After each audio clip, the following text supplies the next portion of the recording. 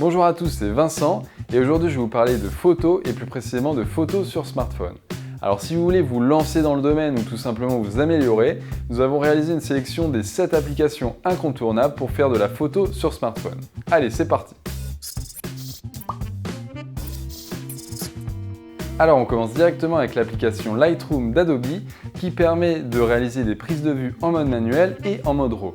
Alors le mode manuel va permettre de jouer sur de nombreux réglages comme la durée d'exposition, les ISO, la balance des blancs ou encore de réaliser une mise au point manuelle, alors que le mode RAW va permettre d'enregistrer les images non compressées contrairement au JPEG. Une fois la prise de vue achevée, on passe à l'étape de la retouche. Alors toujours avec Lightroom, on va ouvrir l'image dans le logiciel et on va pouvoir agir sur de nombreux paramètres de la photo, notamment l'exposition, le contraste, la balance des blancs et également recadrer la photo. On peut également citer d'autres applications de retouche à l'image de Snapseed qui permet quant à lui de réaliser des retouches localisées, des retouches qui sont plus ciblées sur l'image. Et en plus, on trouve un système de filtre au sein de Snapseed qui est justement la prochaine étape.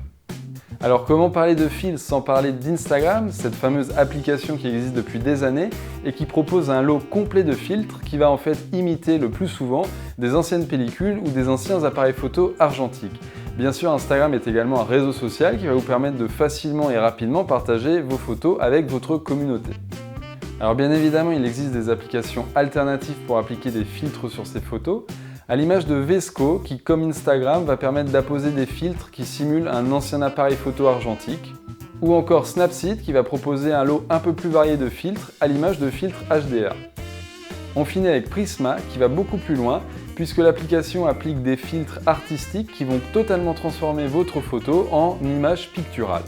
Il faut savoir que le traitement se réalise sur le cloud et qu'il faut donc disposer d'une connexion internet active pour faire la retouche. Une fois que vous avez posté votre photo sur les réseaux sociaux ou que vous souhaitez tout simplement la conserver, eh bien le mieux est encore de passer par l'application Google Photos qui va permettre d'enregistrer votre photo sur le cloud et de manière gratuite. A noter que l'application utilise les puissants algorithmes de Google pour pouvoir réaliser des recherches par mots-clés au sein de votre galerie. Voilà, c'est fini pour notre sélection des applications incontournables pour faire de la photo sur smartphone. On espère que cette sélection vous aura plu. D'ailleurs, si vous utilisez d'autres applications, n'hésitez pas à nous en faire part dans les commentaires.